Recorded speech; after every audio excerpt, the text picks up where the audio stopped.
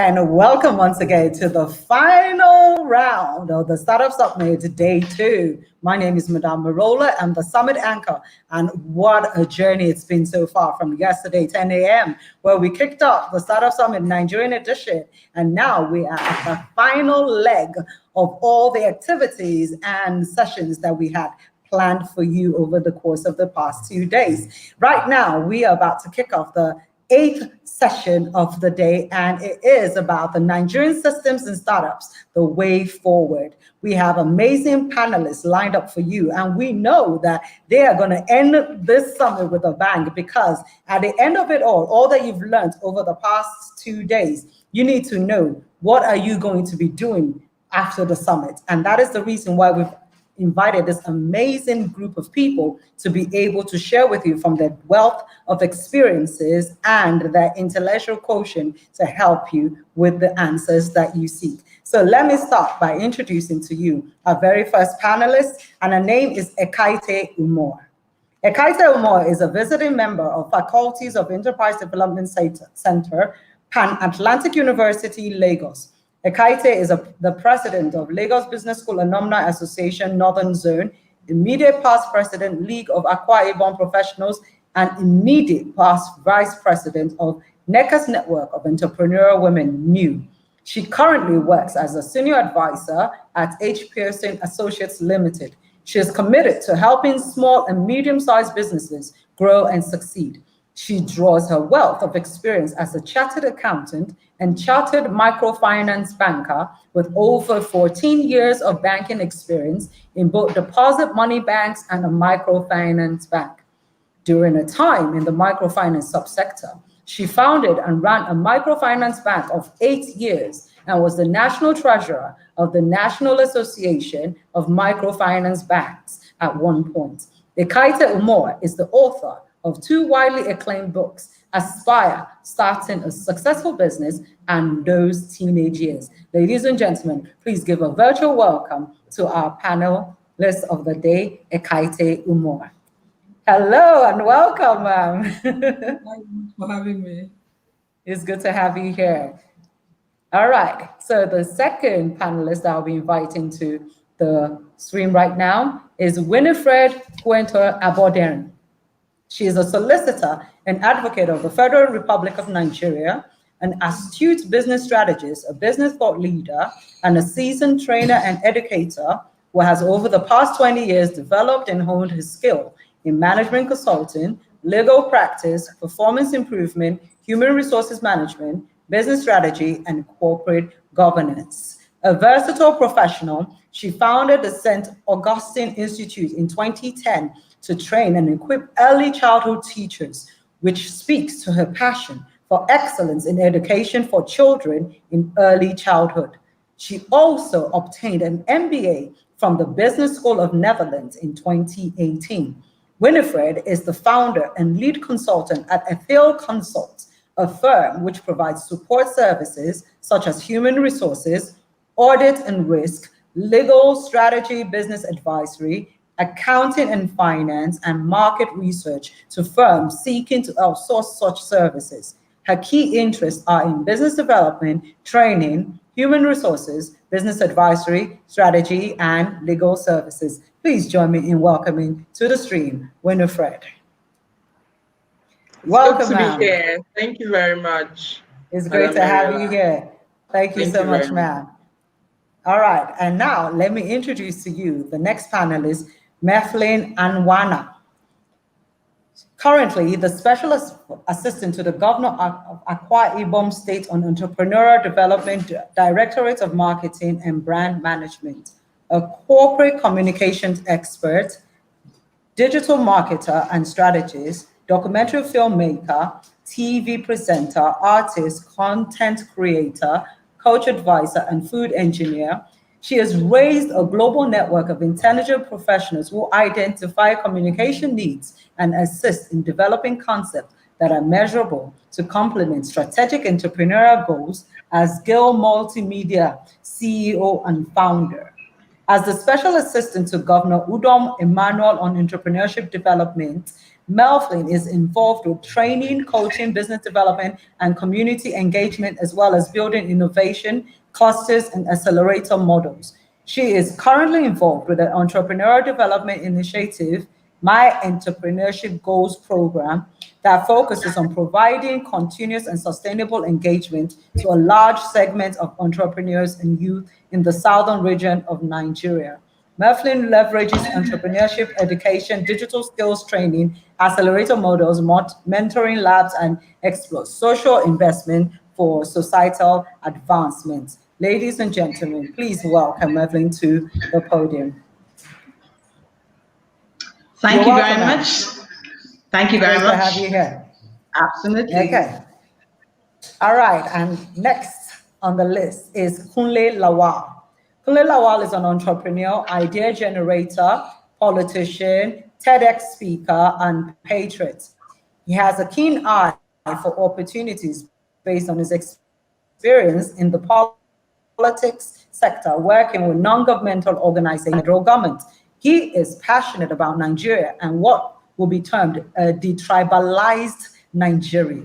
He considers his boundaries to be limitless and is really focused on changing the Nigerian narrative in political participation and its tenacity to keep getting better. He currently serves as the executive director of the Electoral College Nigeria, also won AWA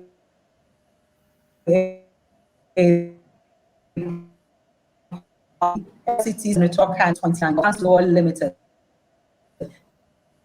Please welcome the virtual platform, KUNLE. Welcome, sir. Good day. It's a pleasure to be here. Awesome. It's great to have you here.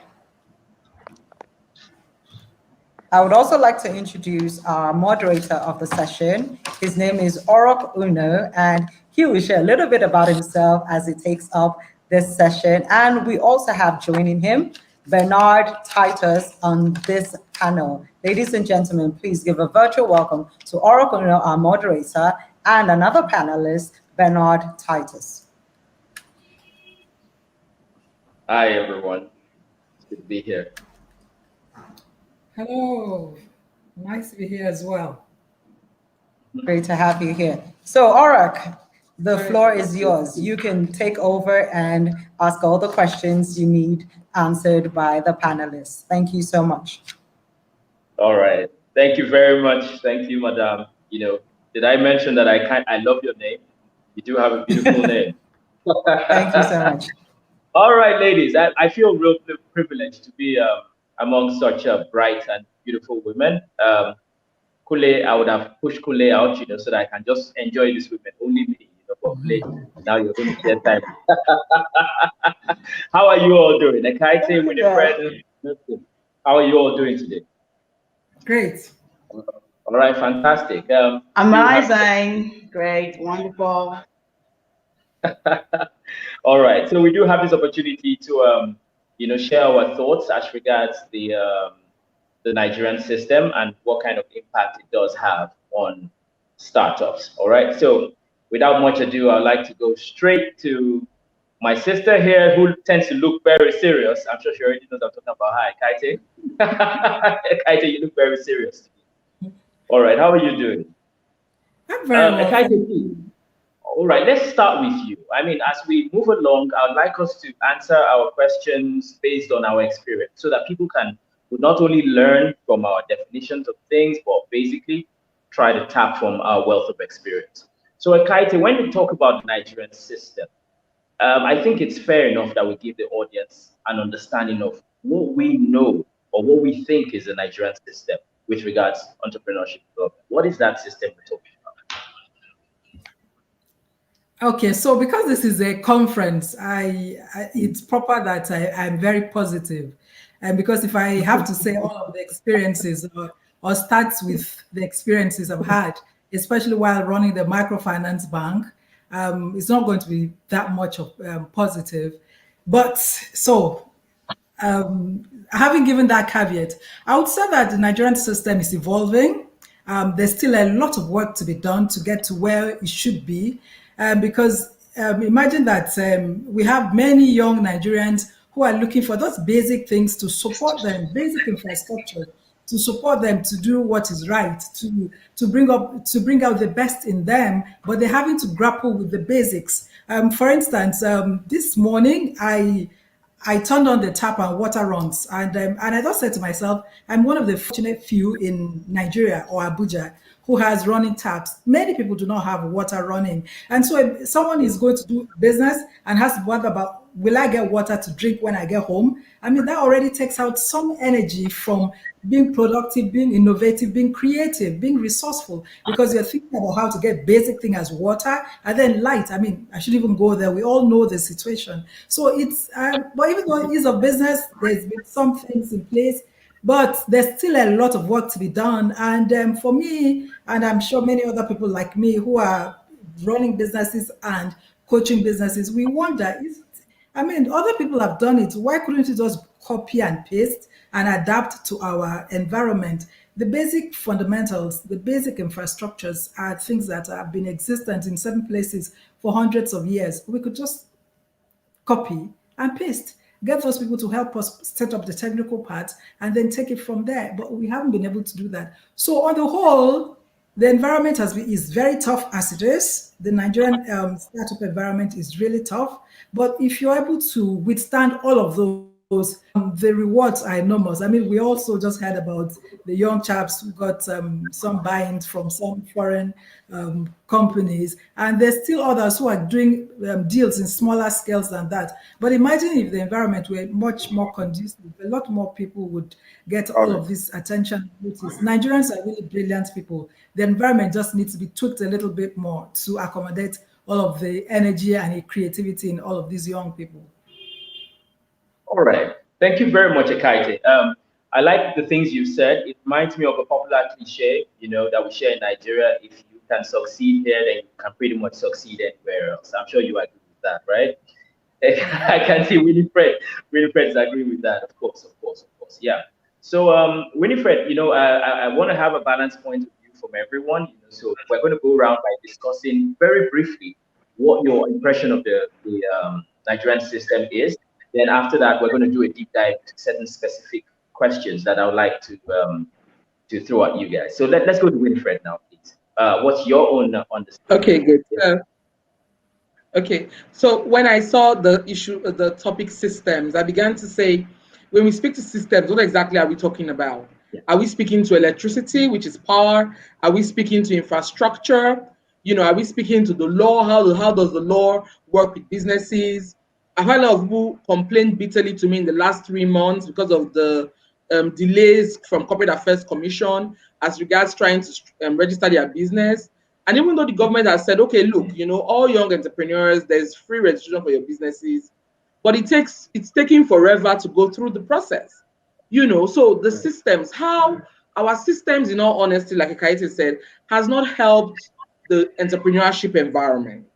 But however, as Nigerians, we're resilient. We have this strong drive to be able to succeed in any environment we find ourselves. And I think that's the driving force, because if we want to look at the available systems in the environment, trust me, there'll be no entrepreneur. But again, creativity is also helping entrepreneurs to actually succeed in this environment. So you find out that people are switching more towards solar and inverters to take care of the issues of NEPA. Then people are switching more towards working from home, working remotely, and trying to see what they can do online as per business, rather than have to rely on trying to raise funds to get a place and all of that. So I won't say the systems have helped the entrepreneurs, but we as Nigerians that are resilient, we have become more creative and innovative towards succeeding even where the systems have failed. Thank you. All right. Thank you very much, Winifred. Thank you. You helped put quite a lot in perspective. All right. So I'm going to go to my friend MEFLYN. MEFLYN we've met before in one of these programs. If we take from what the two lovely ladies have just said, basically when we're talking about systems, we're talking about all those factors that tend to should I say, affect and influence the lifespan and sustainability as well as growth of SMEs. That's me trying to provide a definition right there. All right. Of course, you do know that there are all sorts of factors, internal and external, and Winifred has shared her perspective. Now, you do have some experience, especially from the government point of view, being that you're a special advisor to the governor on entrepreneurship and other things. All right. So now, tell us from this G point of view, how do you guys see the role of the system and its impact on startups?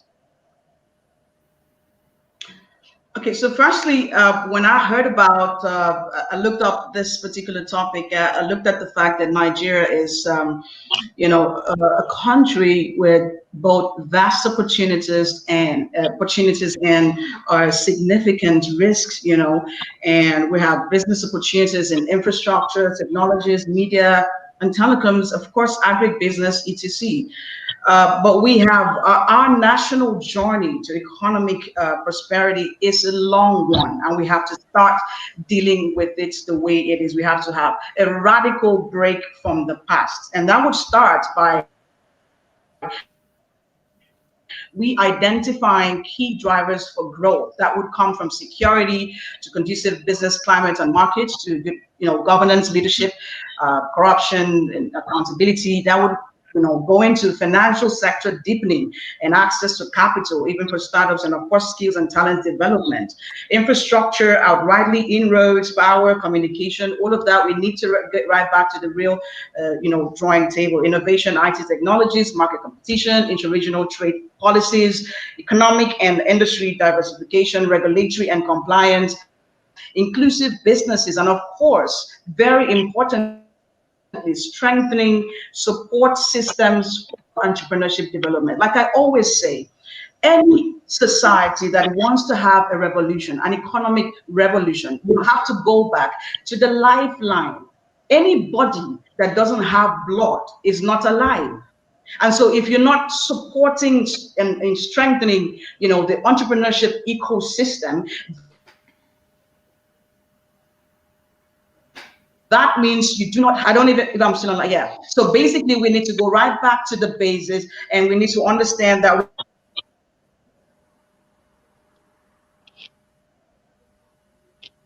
we need to create a collective socio-economic atmosphere, entrepreneurial development, and tackles infrastructure deficits in roads and certain things. Of course, systemic imbalances that we have across the value chain. So we have a long way to go, but I know that our entrepreneurs are pretty resilient, but we need to get back to the basics. Like I said, Nigerian systems are, I listened to the VP the last time he talked about we had an address like the NESG talking about the fact that we need like 740,000 vehicles annually, and the production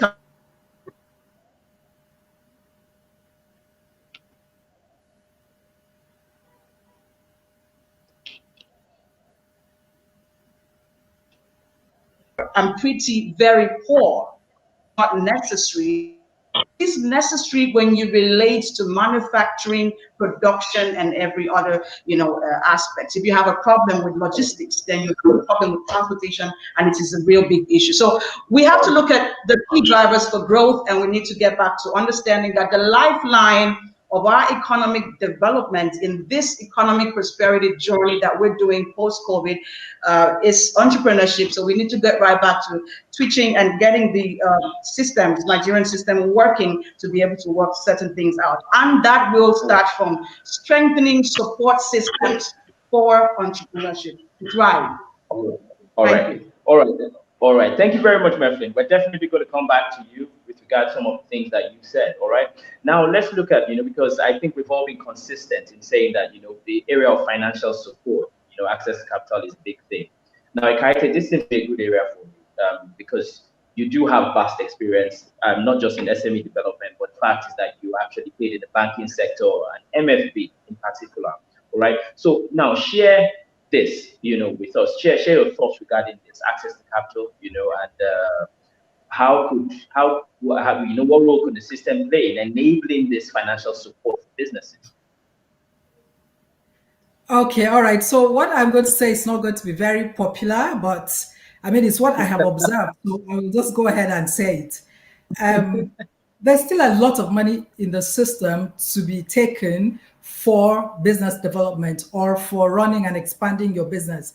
But most people do not qualify for these monies because do they not have the records? I mean, someone like when I was running the microfinance bank, people would come and want money, but they can't tell you what they're going to use the money for. They can't tell you and show you evidence of the ability to manage 10% of what they're looking for. So why would you give money to such a person? Because that money is going to be lost because there's clear evidence that this person has no track record. Some people want money to go and start a business with. You don't take another person's money unless the person is your family member, maybe your parents, your siblings, or your aunties, or uncles, some rich people that are ready to part with money that they can forget if it's lost. But if you're going to start a business, start with your money, start small. That is what we tell people. Start small with your own, expand, grow fast. Then people come to you. There's still businesses in Nigeria that financial institutions go to and offer them money. So you should ask yourself, why are they not coming to me? If they're not coming to you, it means you're not attractive enough. How do you make yourself attractive enough for the funds that are available? There are lots of funds available. Even the banks that we complain about, they have monies to be lent, but you do not qualify because you're not attractive. You do not have records. You do not have any evidence that you've managed funds. You do not have any evidence that you are disciplined in funds management. The money that comes in, you take it out for your personal use. So I know that's not popular because people are going to say, I went to this bank, I went to that bank, they didn't give me. They didn't give you because you do not have business plans, you do not have financial statements. Even the financial statements that your internal accountants managed to do, you didn't get it audited. I mean, so many things. People just walk in and think that the money is there to take. These banks and other financial institutions, even if it's grants, they're giving you this money with the hope that you're going to use it to expand the economy one way or the other. Because if your business grows, becomes profitable, you're going to be able to employ people. I mean, what's the unemployment rate in Nigeria? I mean, why do so many young people want to leave Nigeria? Because they're not getting fully employed. They think that the jobs are out there. Because they're not getting fully employed, because your business is not doing well, because you are not getting money to expand, because you are not running your business right.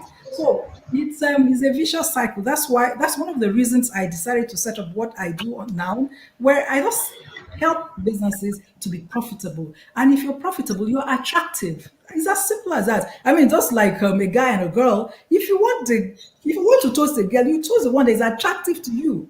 And the girl too goes for the guy that is attractive to. So how do you make yourself attractive to the banks, to the funders, and all the other people? If you make yourself attractive by just being disciplined, financially disciplined, keeping the records, and separating your personal funds from the business funds, chances are that the banks will be chasing you. And I know many people that the banks are chasing to take money, and they say no because they are growing organically. So there's money to be taken. There's money to be taken in Nigeria. And one more thing, many people tell me that they ask for collateral. When they see that there's a prospect, they may ask for collateral. And it's not wrong. If you are sure of yourself, if you're sure that your business is viable, sustainable, and is going to do well, then you shouldn't have a problem providing a collateral because you know in the foreseeable future and with some insurance that you're going to be able to pay back and get back your collateral. And if you don't have collateral, you can get people. You have to have integrity if you're a person in business. Your integrity should be part of the inputs you have in your business so that it can help you get someone to give you a collateral of a certain amount that you are not capable of because you have integrity as a currency. All right, I think I've said quite a bit. Let me stop here. All right. Thank you very much. That was quite elucidating, and I thank you. I'm going to go to Winifred, and we're going to do back to some facts. Winifred, I look at your profile. You pretty much play in the kind of flexible play when it comes to business advice. All right. So I'm very sure that you agree with the idea that all of this starts from having a plan. All right, and that people fail to see the importance of planning, or the importance of having business plans as the bridge between you and your asset captain. You understand? So they tend to take that for granted. All right, but EKATTE, from your experience, especially as management consultant now, how can this gap be bridged? Great. So I like everything that EKATTE said, and she was really spot on. You know, because I did a recent research, and one thing I realized is the death of entrepreneurship in Nigeria is not as a result of lack of funding, as against what people generally say, is actually a knowledge gap. So a lot of people want to go into businesses, they don't look for mentors in those businesses, they don't look for experienced people in those businesses. They just say, oh, someone says fish farming is lucrative, I want to do fish farming. And they go get a loan, they go to start fish farming. They don't even want to start small. So whatever funding they get, it just goes down the drain because they lack no experience, no knowledge about the business. And so I've said to a few youth entrepreneurs I've come across in recent times to say, look, first go back and do your research. You need to have an understanding of this business that you want to go into. You need to have an understanding of that sector. You need to have mentors in that sector. I tell people, I say, look, my generation, we're not social media people. And so I have people in the younger generation who are my social media mentors who say to me, okay, Miss Winifred, you need to do this on your LinkedIn page. You need to be on Instagram. You need to post this. You need to post that. You know, and they mentor me along the process. You know, so I think that people need to begin to buy into more the idea of mentorship and knowledge. You know, you want to do a business, you have no business plan. You have no plan where the business will be in 6 months. You have no plan where your business will be in 1 year. You have not set up KPIs, key performance indicators, to show you whether your business is progressing or not. You are bound to fail, because he who fails to plan actually plans to fail. You know, and that's what I love about this startup summit. And I said to the people behind it, I said, look, this is a brilliant idea, because what we lack is not funding. Go to all the federal government ministries, they all have one youth entrepreneurship program or the other. But why are they failing? They are failing because they do not provide them the knowledge that they need in order to be entrepreneurs. You know, you want to be an entrepreneur, you haven't read about marketing, you haven't read about sales, you don't have a bit of financial accounting knowledge. You don't have to be an accountant. You know, I tell people, I say I'm a lawyer because I didn't like maths. But tell me to calculate my money, I will calculate it for you. So, yeah, I mean, and so those are the basic knowledge that our people need. To be successful as an entrepreneur, you need to have some basic knowledge about all the areas that you need to do your business. And once you lose it, you are not going to be able to be successful. Except for the very rich entrepreneurs who, what they then do is to hire the knowledge people. So they would have a head of legal, they will have a head of strategy, they have somebody for brand, you know. But if you're not in that category, you're just starting out, you must, there are books, there's resources online. We have groups like this, like the Startup Summit, you know, that provide you that platform to be able to get that knowledge. And because without that knowledge, you're going to fail. You know, so for me, I would say that the hallmark of it is not even getting collateral to be able to get loan. It's first and foremost acquiring the knowledge in that entrepreneurship space that you want to go into in order to be able to actually succeed in that space. Thank you. All right. Thank you. All right. I thank you very much. Unfortunately, we seem to have lost KUNLE for a while, so that's why I've not been able to call upon him. I hope he gets back soon enough. I do hope that those who are listening are tapping from this wisdom. You know, you ladies have said a few things that you were very deliberate about, and then some other things just filtered out. And those are words of wisdom. Like EKATTE talked about the fact that integrity should also be one of the collateral that you're bringing to the table, all right? Yes, now you have also unwittingly mentioned the fact that you need to be sort of, I mean, have some level of humility, all right? Because look at you now talking about having younger social media mentors. But you know, in our Nigerian way with the culture, people will say, how would I subject myself to learning from this kid? You understand? You know, so there's a level of humility that is needed, and essentially a commitment to learning.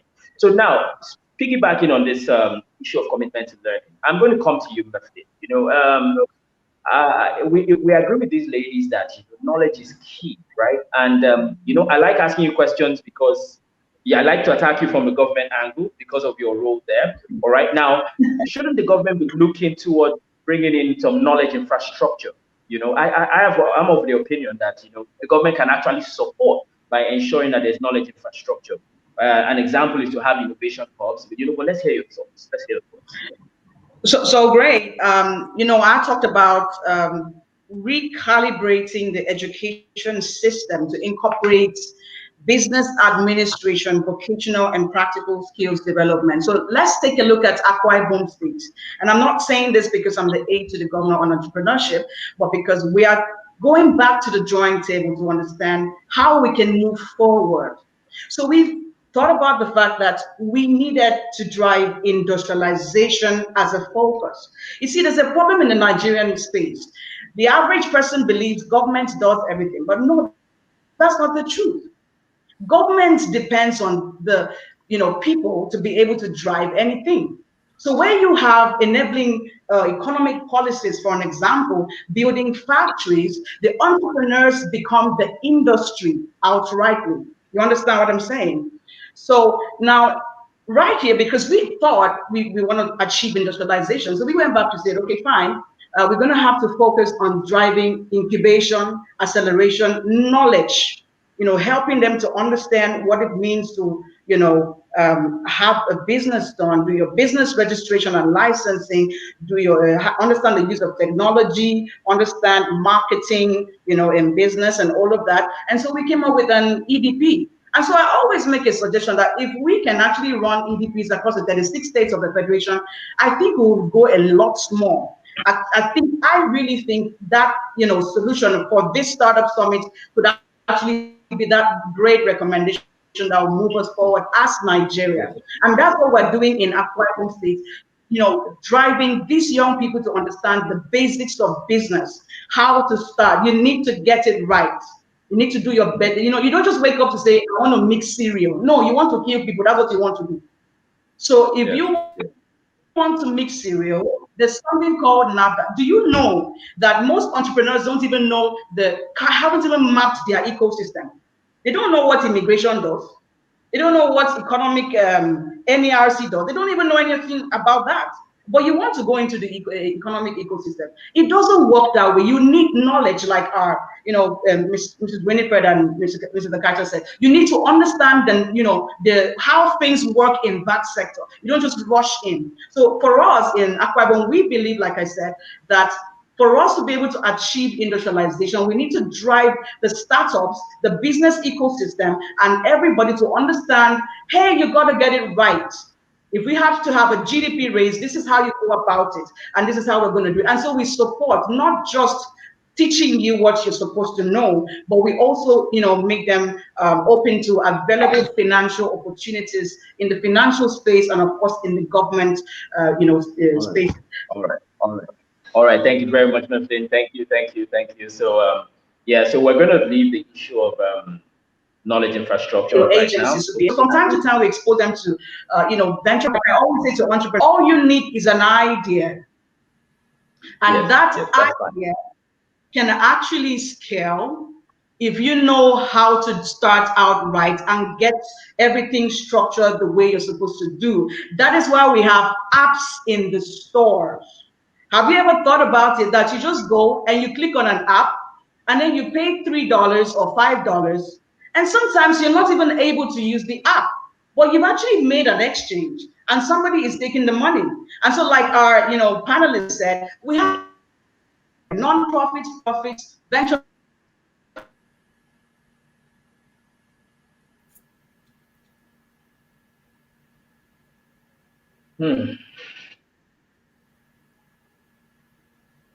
All right, it looks like okay, we've lost. That's how we're doing that. All right, so we're gonna. Moderator, that your deep breath was very interesting. Can you explain what thought passed your mind? Sometimes with technology, you don't know how overemphasized some of these things can be. All right, MEFLYN, thank you very much for your contribution. So we're going to leave this issue of knowledge infrastructure, and we're going to go into a more touchy area, because if we're talking about the system, one of the things that will always come to mind is, when you talk about government policies, regulations, and then, their compliance mechanisms, all right? I'm eager to hear from EKATTE on this.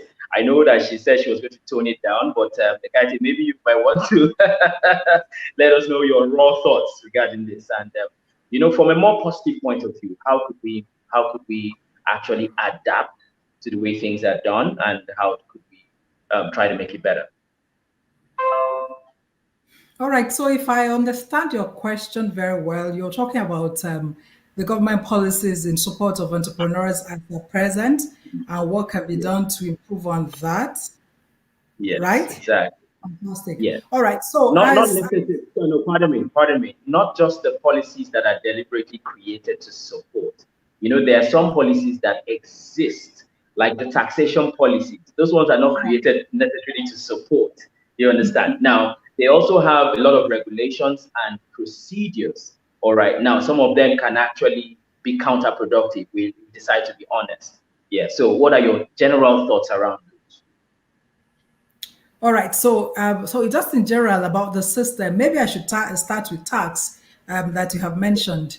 Okay. So, lots of people don't pay their taxes, and they don't even register for tax. So when the tax authorities come to them, they begin to make noise, and it seems like they are being victimized. So in fairness, there's some taxes that maybe should be removed, especially considering what Nigeria has gone through in the last how many months. Those taxes, sometimes those have a human face. For instance, for the sake of the businesses in the environment. I was very disappointed that after lockdown, some tax authorities were going to offices to ask for certain things. I mean, knowing that this has COVID has happened, lockdown has happened, other countries were offering incentives to enable businesses open and take out people from the unemployment line. But we were busy harassing people to pay their taxes. I don't think that after the COVID lockdown is the best time to do that. Even if someone hasn't registered, you could give them some letters, give them some forbearance, and give them a time to be recognized and captured by the tax. Because look, if they do well, if a business does well, is not harassed and constantly trying to look over his shoulder instead of looking at what he's producing, then he's going to be able to produce more, sell more, make profit, and pay taxes. Remember that taxes are paid out of profits. I mean, even though there's minimum tax for people that are in business and all of that, but let's not even go into too much details. So I think the tax authority should have a bit more of a human face in terms of dealing with Nigerians. But also Nigerian entrepreneurs should register for tax, should not dodge tax, because the truth is that it's cheaper to pay your tax as a when due than when you are found out. Because when you're found out, you pay penalty and you pay interest on penalties and accumulations and all of that. You don't want to go through that. And sometimes when you're found out, they may not even believe what you present to them. So they use what is called best of judgment. They will just decide, look at this madam. For instance, she's using a certain designer bag, she's driving a certain car, and she's claiming to have sold 50,000 naira worth of goods in the year. It may be the truth, but because you did not go and register and make them know that you exist, they could use their best of judgment, not knowing that this business that they're going to charge a tax on is those things that you have are from the previous business and all of that. So let's just do the right thing. And then we're able to stand and say, look, you're harassing me unnecessarily in this circumstance, don't come there. And then all the other things, look, the road infrastructure in Nigeria is terrible. How can someone do logistics business with the kinds of, this morning I got a text, I'm from Akwa Ibom State. Someone just said one part of this the state, the roads are so terrible, don't go there. I don't want to mention the name of that place. And it's related to where I'm from. Do you understand? So road infrastructure is terrible. Who is working on that? We say they are federal roads, state roads. This is something I personally don't understand because I'm a very practical person. If the road is in my state, why don't you allow the state government to do the roads with the money that they have generated in their country, in their state and all of that? I think that if we don't have transport infrastructure right, will never grow as an economy. Because how do you move goods from Jos to Abuja? How do you move from Sokoto to Abuja? It's a road infrastructure. We don't have that. I remember the opening remarks we made. Winifred and MEFLYN said they've used one word, both of them, resilience of the Nigerians. And I know that, but I'm not happy about it. That we are that resilient to the extent that we don't challenge our leaders to live up to expectations. They should live up to expectations. We put them there for a reason. So they shouldn't make me resilient. I'm tired of being resilient. Other business people are tired of being resilient. Do your job so that you don't press me for resilience. I'm not impressed with being resilient. I want to do much more. But when the infrastructures are not in place, infrastructure is not in place to ensure that I do well, then don't press me for being resilient. Do your job so that I will use my brain for something else instead of calculating how much of the generator should be left on. When I was working, sometimes we have to shut down our generator for some time because we don't want the diesel to go. Do you understand? So many things. But government is trying with the ease of doing business, even though like most things, sometimes it works, sometimes it doesn't. I mean, I remember Winfrey mentioned the CSC thing, and I know so many of my young clients who had issues. They said it was 5,000, then they said it's no longer 5,000, then it's free, then you have to wait for months. So why don't you just pay someone and get it done in a few days or weeks? You know, so I mean, there's so many issues that we could still streamline, and I like what is happening in Akwa Ibom State. I hope that other states can replicate that so that we have better environment for businesses to thrive. Nigerians excel everywhere. I mean, in the last couple of days, I'm sure we've seen all the Nigerians blazing trails all over the world. How come they're not blazing trails in Nigeria? Because the environment isn't there. So it's the government's responsibility. I don't want to be resilient anymore. I'm sure that most entrepreneurs don't want to be resilient anymore. Government, do your part so we can do ours. Yeah. All right. Thank you very much, EKATTE. I love your contribution, you know, especially from taxation down to ease of doing business. Although I kind of get the feeling that, you know, given the gaps that you've mentioned, the taxation, and then you now move into the lack of infrastructure, that given that kind of history, that our tax needs to be incentivized, you know, just like we try to incentivize our customers so that they can give us their money for our goods and services. Should the government not be thinking of making sure that we see enough tax incentive? All right. Maybe I should take this to MEFLYN. All right. What are your thoughts regarding that? Should taxation not be incentivized? Should we not feel incentivized to pay our taxes? You know, because I'm sorry, this question sounds a bit long, but we do know that people are a bit hesitant, and people do not hesitate when they feel incentivized. So tell me, what are your thoughts? Like she said, Miss EKATTE, like she said, we're coming from a post-COVID era where certain things happen to, I mean, everyone. We've been in this, so we want a human face, like you said. You know, so government should be able to, you know, cut down on this double taxation. You understand? I'm not, like I said, I'm not flagging Akwa Ibom, but really we want to move forward. And there's certain things we did when we came out. One of the things we did was to step down on the taxation policy, just to be able to help businesses thrive.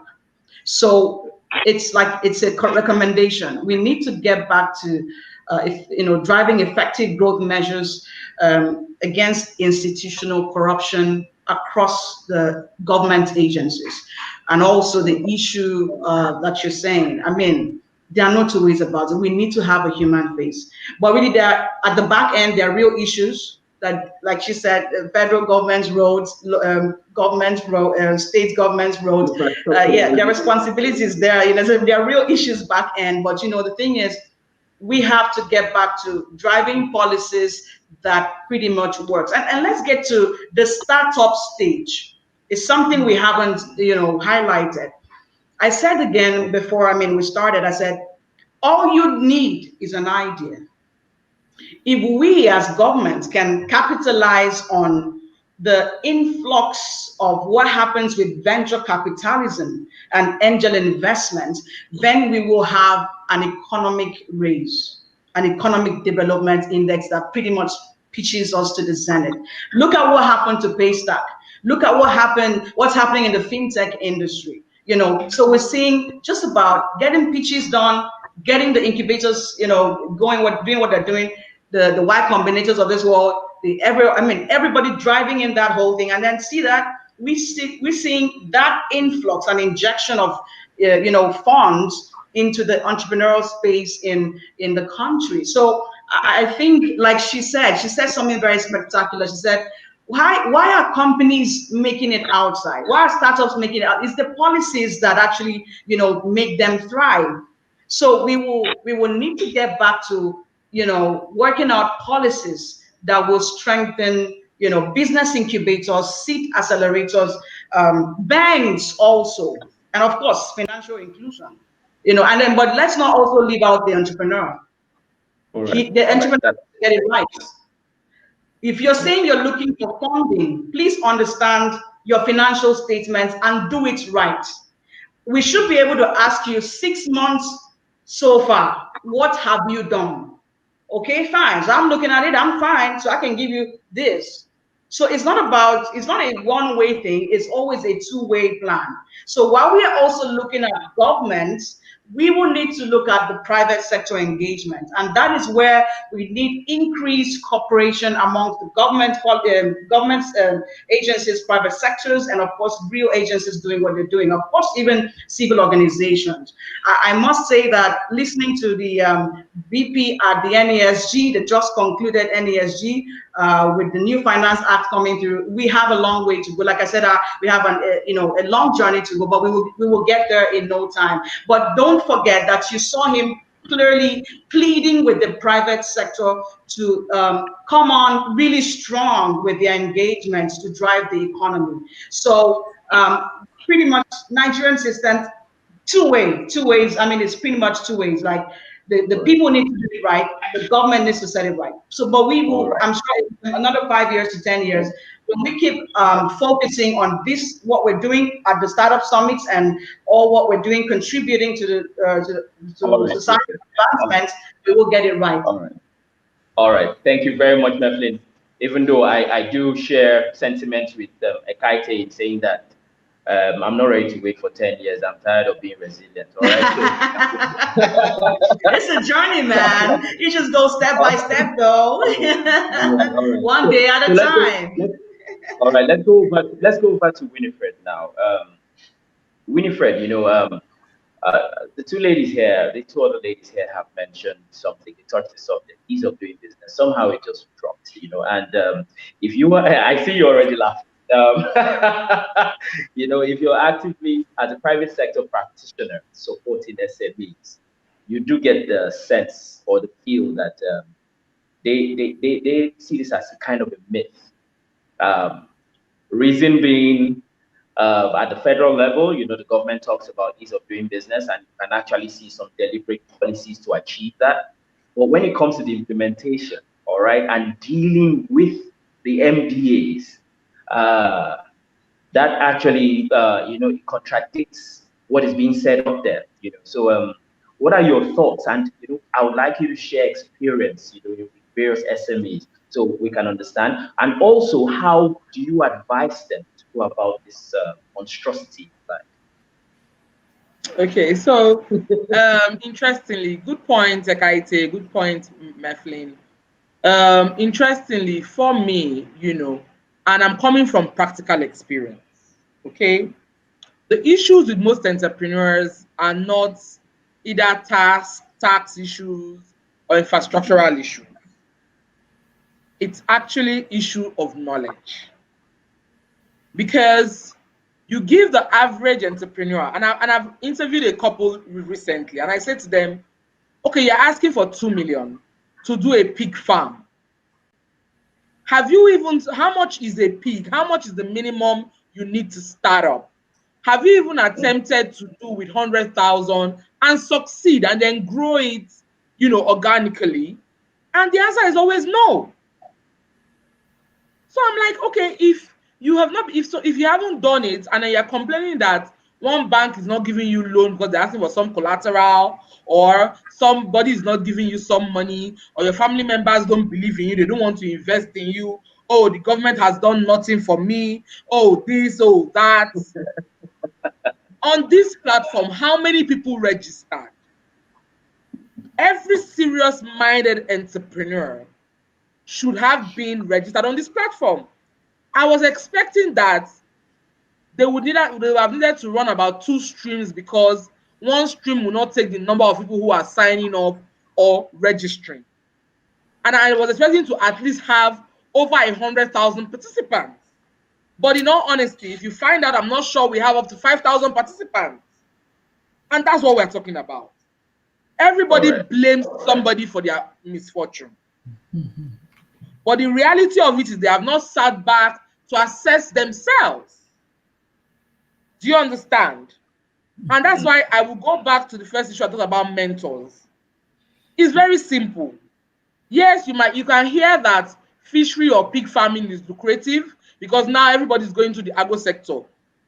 I was speaking to one young lady. She got 2 million naira from BOI as a copper. And she said, oh, I wanted to process paddy rice. And I asked her, where were you buying your rice from?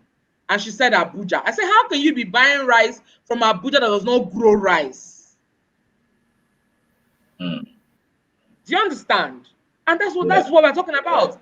And she was shocked that Abuja doesn't grow rice. I said, you have internet on your phone? She said, open Google, ask Google. Google will tell you that Abuja does not grow rice. So what does that tell you? She was already in the steps to fail. So for me, I don't think that startups succeed more abroad because they have more policies there. No. With the little policies we have right now, with the amount of government intervention, the amount of intervention from the private sector into growing entrepreneurship, we should be doing better. But our people need to stop to be lazy. They need to seek for the proper knowledge about their areas that they have chosen, you know, and then, you know, learn to also grow organically. Rome was not built in a day. Our youth want to be millionaires overnight. So that's our problem, Mr. OROK, not not the system. We are our own problem. Let's say it as it is. Let's say it as it is. I love that. All right. So Winifred, since your energy has filled the room now, I'm going to ask you to give your final remarks. You know, let's have some advice for the audience, and then we'll now move over to MEFLYN, and then we'll come to EKATTE. Okay, great. In closing, I just want to say that we need to seek for the relevant knowledge to our chosen areas of interest. Try and acquire the requisite skill. You cannot say that you're going into agric, for instance, and you don't know the seasons for the products that you want to trade. Knowledge is key. Also, he who fails to plan, plans to fail. We need to also learn to put our thoughts in writing, put our plans in place. It will help to make for success in entrepreneurship. Thank you. All right. That was awesome. People, you all heard Winifred. All right. What gets written gets done. In other words, right? I'm sure we like that, Winifred. What gets written gets done. Put your plans in right. Sure. All right. So MEFLYN, all right. So we're gonna ask you to shoot. I know you have a lot of advice. All right. Summarize for us. Your mic is muted though. Okay, so entrepreneurship is an organized search for change. I'd say to every startup today, get knowledge is the most important thing you can ever do. Work out your self-development cycle, progressively every other time. Map the entrepreneurship ecosystem and understand that what you're doing is that you're trying to add value to your society, and you're driving social investments for societal advancement. So please, as in this journey, understand that what you're trying to do is you're trying to solve problems. And so you need to understand you're not the Nigerian environment or wherever you are to be able to scale. And then of course, the whatever you're trying to prefer, whether it's a product, it's a firm or a service. So you need to understand what you're doing per time. You need to have the right motive, and then of course gear in. You can actually make it. Just stay on it. I tell people anything you do for 5 years will actually open up, no matter how you look at it. So keep on, pressing on, and don't say I want to be Usain Bolt. If you don't give 90 minutes of your day to what you're doing, you cannot achieve it. So giving all the hours, giving everything it takes to achieve it, you can achieve it against all odds, against the Nigerian system. You can be the person to take us to the moon. And I always say one man will take us to the moon. And so Elon Musk started, and he said, I want to do stuff in Mars. So he said, okay, I'm going to have to land on the ISS, work with NASA and get it done. And after which we go to the Mars. So did he achieve it? Yes, he did. So one man took us to the moon. So you can be that one man that will solve the Nigerian problem and of course, drive the economic ecosystem, and then we get to the zenith. So that'll be my thought for today. And of course, the governments, let's keep driving. Like I said, in 5-10 years, we will actually, arrive where we're heading. Thank you, Startup Summits. Thank you for all that you're doing. I think that whatever we're drawing as inferences from this summit should go right to the governments at all levels, and they should be able to understand what the people think about how best we need to drive our systems, the key drivers for growth, and we will get it right. Thank you. All right. So thank you very much. Thank you, MEFLYN. You've shared quite a lot, and it's a good thing you're also reiterating the same points. It's important that you identify that you're solving a problem with whatever business you're going into, all right, and you need to have a plan, all right. There are imperfections, but we need to keep. So let's go to EKATTE. All right, EKATTE is looking very serious again. EKATTE, you have to stop this serious.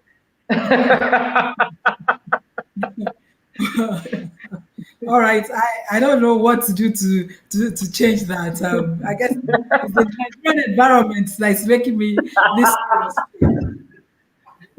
All right, so having said that, once again I want to thank Startup Summit for this, and it's been a privilege speaking on this panel with two very energetic ladies who are very passionate about the environment and succeeding in the environment, which is important. I mean, me, I'm not living in Nigeria, Sha. I am a Nigerian and I'm living here. So we have to make it work for all of us.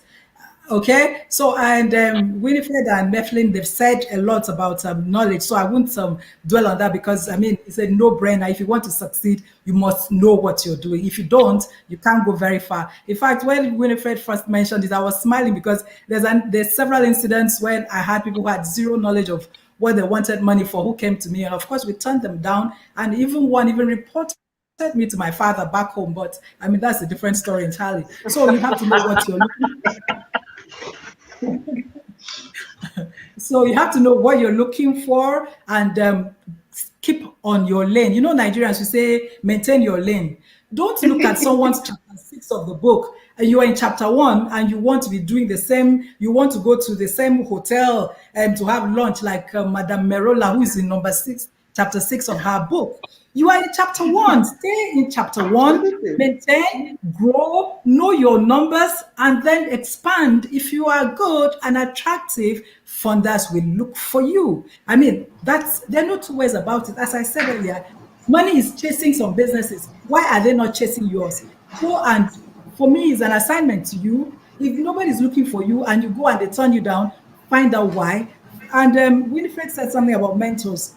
You have to be humble enough to find people who know better than you and go and ask them why they're doing well. Then take it from there. You can't see if you are trying to compare yourself with someone who's done 6-10 years in chapter 6 of the 12th chapter book and you are just starting chapter 1, you're competing. No, you will fail. So start small, grow, make profit, but grow fast. Grow fast so that you can accommodate all of the young people that are growing. The universities are churning out so many young people and they're not getting jobs. It's me and you who will have to create the jobs for them by running successful and profitable businesses. Maybe that's why I'm the profitability queen. Thank you. All right. I love that very much, profitability queen. Maybe I can become profitability king. Who knows? All right. Thank you very much. Thank you very much, EKATTE, for this. I do hope and I trust that those who are listening and listening to us and watching us have learned quite a lot.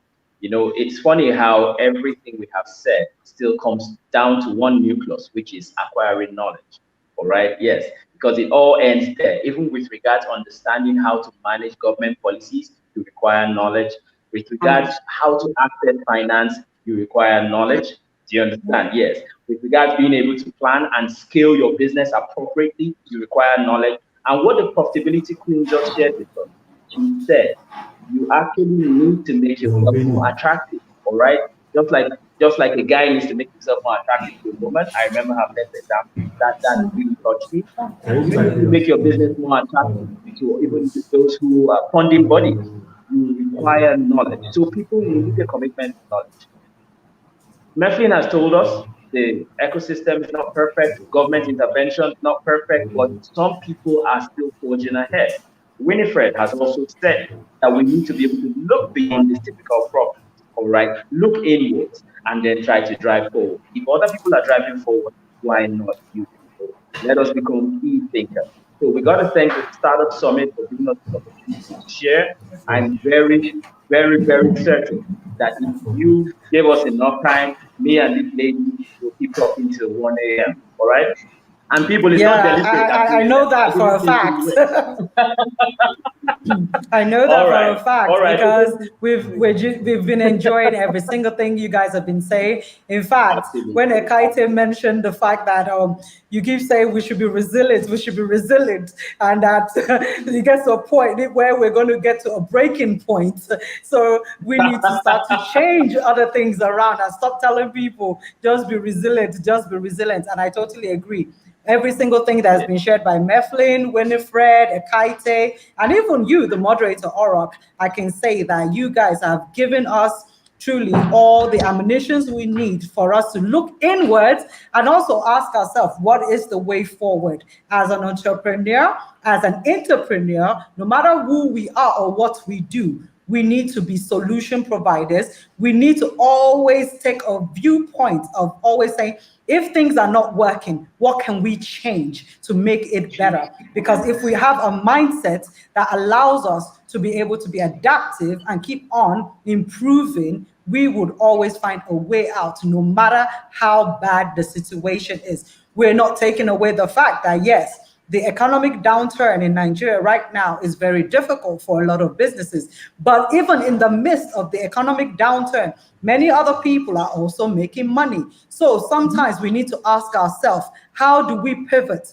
What do we need in creative ideas, in partnerships, collaborations that would ensure that our businesses do not sink? Because sometimes we are very myopic in the way we do things. Thank you so much, EKATTE Umoh. Thank you, MEFLYN and ANWANA Williams. Thank you, Winifred, Kweta Abodere, and OROK Umoh. I want to bring up the convener of this summit while you're all still here, because he has a special announcement for all of us.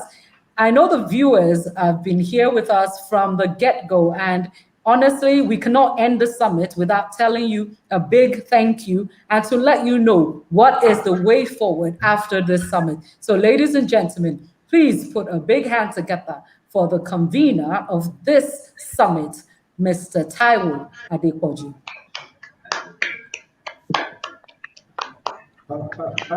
Wow, such an introduction. Please unmute yourself, sir.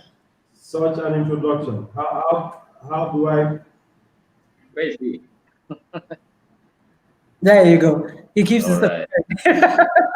Such an introduction. How can I thank you all enough? Right. And so we, in closing, we have before we close, we to also unveil the Startup Africa Academy. And this journey is beautiful, to say the least. And it's also necessary that we let people know that beyond the summit, in curating the entire proceedings, we realize that there is an urgent need to fill the gaps in terms of capacity, in terms of knowledge, right, and content. And so that's why even some of our panelists and even speakers have volunteered to become members of the faculty. And so we think it's expedient that even as we are closing, we're saying, look guys, there's now the Startup Africa Academy, and we're going to be sending details of this on the Telegram group. Our Telegram group is our community from the Startup Summit, where we are debriefing people adequately on what is going on. The Startup Academy, Startup Africa Academy, is going to start on the 15th of January. We're going to be having 6 weekends, and then you will get an award, a certificate of some sort. But beyond that, we will get you business ready to take the journey to the next level. And so I just like to say, well, you guys are not closing and just being the last of the, you had the privilege of unveiling. I'm sure the logo is out. We have the name fully reserved and every other thing, not like Nigerian, Air Nigeria or something. So rest assured. So guys, let's have the thoughts around it. So maybe we could just say, okay, these are the ideas at that point of the startup. Okay. So I would kick it off by asking EKATTE Omor to share her views about the unveiling of the Academy by the Startup Summit. All right, I apologize. I missed some of the things he said, so maybe you want to rephrase and give you a full picture of what I'm supposed to be commenting on. EKATTE, I think I just want your views on what's your opinion. All right, so he said on this Startup Africa Academy. Because what Taiwo said is that he's unveiling the Africa Startup Academy, and the academy is going to be open from the 15th of January, going to run for 6 weeks, you know, and that members of the panel are automatically also facilitators, I think, at the academy. And then after the academy, he has either a reward. I didn't hear that part properly, but he's talking about. Yes, he said there will be a prize. There will be a prize. Oh, that's okay, what he said. Absolutely. Okay, all right, fantastic. Thank you.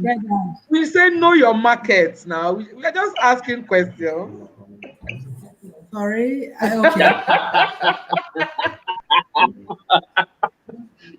All right. Looks like I'm missing some of the fun. Okay, so I heard you, Winifred, and I think Madam Marola also contributed a bit. Yeah, so I think it's a good idea. We never have enough of all of these things because of where we are. We will only say we have arrived when we become the second largest economy in the world. And with the way things are with our GDP and everything that has to do with our growth indicators, we are very, very far from that. So one more of this is not a bad idea at all. So I totally support that idea, as long as we have some structure in place so that we know who does what when. And then there are clear KPIs. Winifred mentioned KPIs. I mean, when you start to think like this, they have to be very clear KPIs, so we know who comes in, what are you doing, and then how is it measured. Even OROK mentioned something about if you don't measure, you don't know what. So do we have monitoring and evaluation so that once this starts, they've done 6 weeks of classes, they go to implement. Is it after 6 months that you monitor and evaluate and check what the impact of the 6 weeks is? I mean, all of those things. There's a few things to tweak. Since I'm hearing this for the first time, those will be my initial thoughts. And inviting me automatically, I guess that means we in the panel have done a good job. That's why it's automatic. Like they say, automatic employment after NYS. Exactly. Awesome. Thank you so much. EKATTE, you've said it all, and I love the fact that you were just very open as well, because Nigerians were very good at having ideas, right, and registering things and starting things, but we do not know how to sustain them. So thank you so much for highlighting something that is very crucial, and I'm sure Mr. Taiwo Adepoju and the team are also listening, and they will take all your advice on board. So let me also ask MEFLYN to put in our own 20 cents quota about this unveiling of the Academy. Thank you. I think it's pretty stellar, you know, to come up with the Startup Africa Academy. That's what we're doing with an EDP here in Akwa Ibom State. And so we run 9 weeks, and the people are able to get access to information on business, how business works, use of technology, marketing and brand management, etc. So I think that that is very important, and I'm committed to it. Like I said earlier, it will take us another 5 to 10 years, 20 years to be able to achieve certain things that we're looking at in terms of Nigerian systems, startups, and the way forward. So I like what you're doing. I'll be available at any given point in time. Called upon anytime, I'll be available. You know, because we need to move this forward and we need to work this out. We need a radical break from the past. And I see the Startup Summit as that particular platform that will bring the whole of Nigeria, you know, together. And that ecosystem will actually be driven from this stage. I think so. Thank you so much, MEFLYN. Wow. Well, I'm so sorry, OROK. You know, you're the only male on the screen right now. You can see all these powerful women that are so passionate about driving, you know, the businesses and making Nigeria by force and by fire to become a much more profitable economy. So let me now hand over to the queen here, because honestly, I've been feeling all our vibration and energy backstage. That's right. Madam Winifred, That's please share your views as well about the Startup Academy. Thank you so much, ma'am. Thank you very much, madam. So for me, basically, I think the Academy just summarizes what we have all been saying. Incidentally, I don't know if any one of us here knew about the Academy before this our panel. And we've all been driving the knowledge. So the Academy just helps to show that we were spot on our discussions. You know, so for me, I think it's something that is really needed.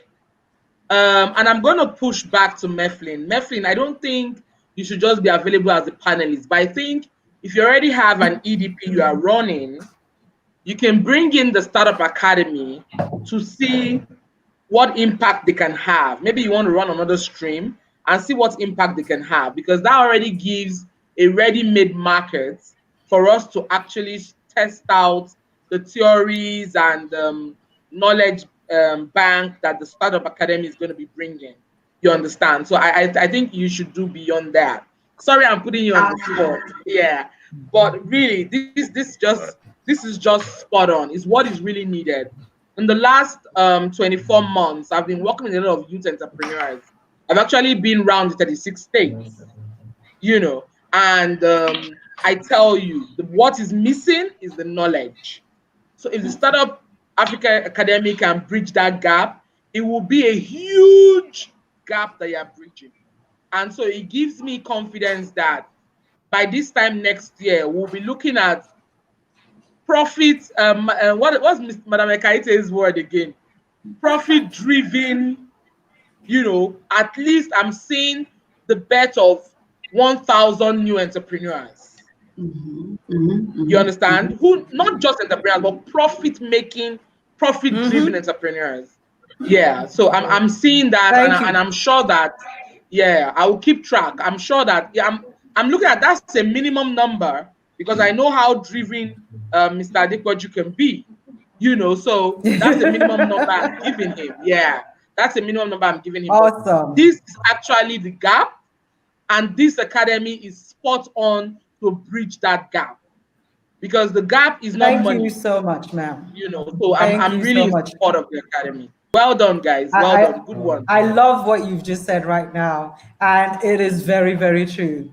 Enough of us just having businesses that are not profitable. So we always say that you can be a passionista, but you also need to be a passionista that is profitable. And the Startup Academy is going to ensure that people are able to utilize their strengths and the potentials in the right industries, whereby they can run businesses that are adequately skilled and experienced enough to be able to sprout and keep growing, so that it will go past the 5-year stage, the 10-year stage, and it would outlive them, because that is what we're missing in Nigeria as a whole. Businesses that can outlive the owners or the originators of those businesses. I would like to ask OROK to also share his viewpoint before I get back to our host of this summit. So OROK, what do you think, my man? All right. I think, you know, till we close the program, I should refer to as OROK. Blessed are you amongst women. Yes, sir. That's you are. Yes, of course. I mean, yes, of course. Because I mean, I do have the privilege to be with the profitability queen. All right, and then of course with MEFLYN, who is carrying a lot of passion like fire. And of course, let's not even talk about Winifred, because she's just an Amazon. You can feel the energy when she's speaking. This whole place is vibrating.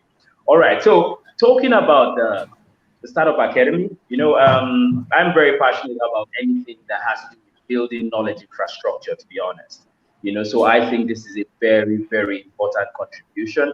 And you know, if we decide to be realistic about our situation in Nigeria, we must accept that it's time to look away from the government and look towards the private sector and how we can put in place the infrastructure to thrive. Okay, so this is a brilliant idea.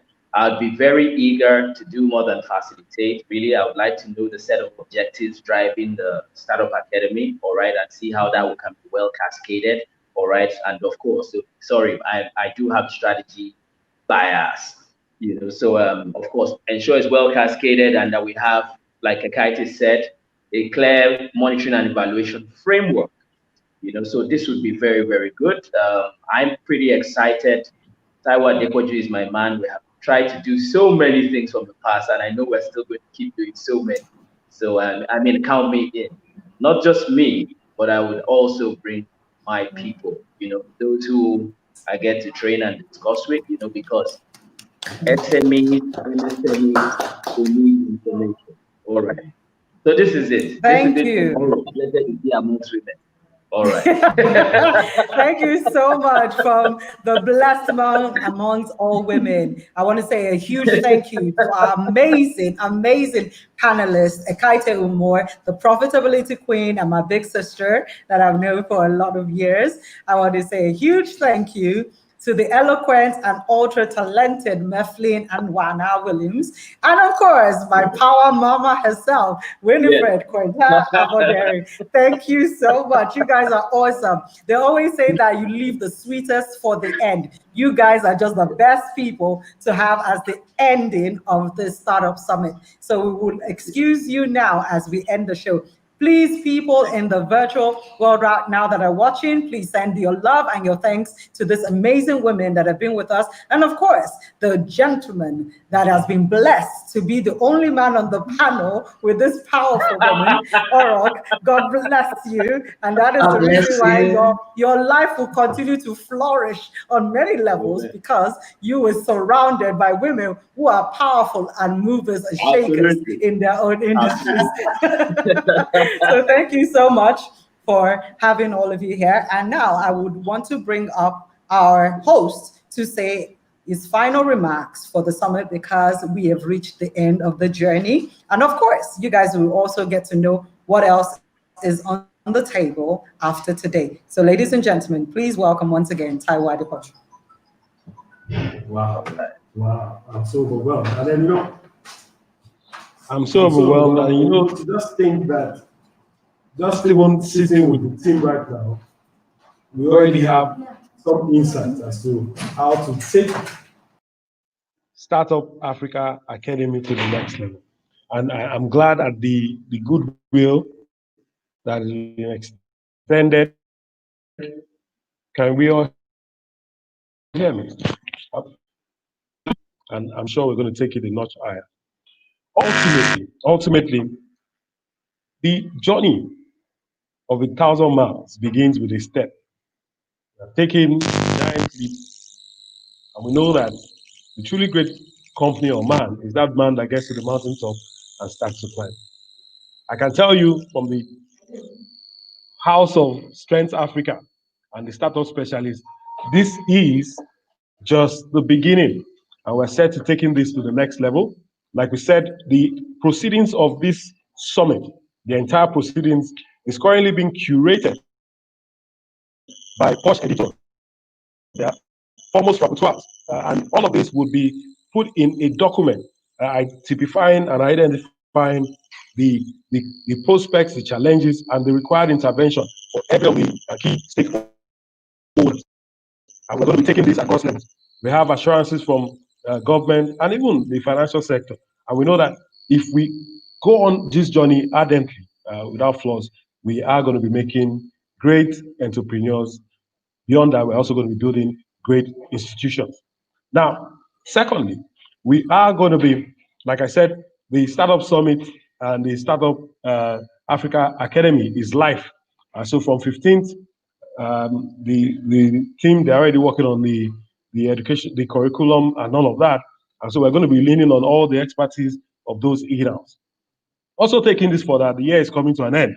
So for those in our community, we are organizing a webinar.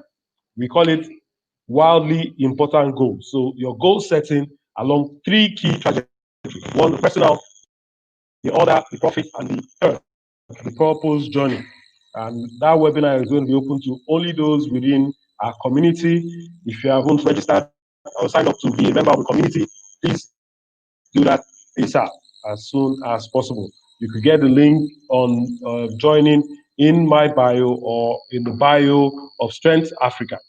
And that's the journey so far. Now, much more than what we're saying, we're also going to be having master classes, the branding master class, the sustainability governance master class, and several other master classes that will help to share beyond the profit, all right, or the gains, but talk about the pains, so that you also don't make those mistakes. It has been an interesting, unprecedented journey. If I want to use those words, saying that we're gathering over 40 panelists in terms of A-list speakers in the space of 78 days, and then having to throw this thing online, irrespective of the glitches, which are which is a familiar terrain or a familiar occurrence in this country. We have defied the odds and clearly each star are marked in the signs of time, in the sense that we are the startup hub, all right, enabling and driving the entrepreneurial ecosystem in Africa and indeed Nigeria. So I'd like to say thank you. Thank you, thank you. And when I say thank you, I say thank you to the team, Team Strength Africa, for delivering this flawlessly. I would have imagined that their steps were amplified to that point. I'd like to thank indeed the panelists, all right? The panelists, and I still have some of them here. And this, I don't know how we would have been able to pay for the quality, all right? Quality of insights, inspiration, and every of those indelible remarks that have been dropped that obviously has ignited a whole lot of people to take in positive steps. How do we even begin to thank the keynote speakers? So all 4 keynote speakers were present. And so it wasn't just about a poster. It wasn't just about saying a name-dropping session. Everybody was on point, on time. And this is the kind of seriousness and passion that aligns to bringing about great possibilities. And indeed, we have started a journey, and I'm glad that this is happening in my time. And yes, many more of such will be happening. So guys, to my audience, indeed the audience that helped us jumpstart this to the next level. Right now we have, I think, about 1,000 in the Telegram group, the Telegram community. The activities there is bustling. Yes. And to the fourth media, the fourth web, the media people have been fantastic. Coverages, and then even our strategic partners. How do I even want to begin to appreciate the strategic partners and sponsors of this initial, maiden edition of the Startup Summit? We want to talk about the partnership with leadership. They're also going to be giving us a slot to be able to air our views on a weekly basis, even after the summit. Do we want to talk about the synergy with the Business School Netherlands? How do we begin to even condense all the goodwill that we have gotten in terms of mileage from beyond the press, the international community also, apparently because of the short notice and short planning, most of the embassies that we were in touch with, multilateral agencies also, sent in their regards and promised to also support the cause. Wow. It appears I'm talking too much, but I'm overwhelmed. I'm overjoyed. I'm full of, just so full of joy, because this truly to dream it is that when you put we put actions to all your strategy, then you're going to get results. And this iteration of some sort, this experiment, all right, this idea that started off almost like a seed is clearly now a plant, and they are starting to bear forth fruit. On this note, I'd like to say thank you to all that showed up and are still going to be showing up after now. And I'm saying, may the good Lord bless you as we bring this summit to a close. And I say, to God be the glory. Amen. Amen and amen. Thank you. Thank you so much. our company as a startup specialist. So ladies and gentlemen, our panelists, our keynote speakers, our viewers, we now will bid you thank you and goodbye, because we have come to the final closing of this 2-day powerful startup summit. So we are going to close with the national anthem, and afterwards it will be goodbye from the Startup Summit team and me, Madame Marola, the summit anchor. It's been a pleasure and an honor serving you for the past 2 days. And I wish you all the very best as you ensure your business, your profitable one, for transgenerational season. Take care. And now the national anthem of the Federal Republic of Nigeria.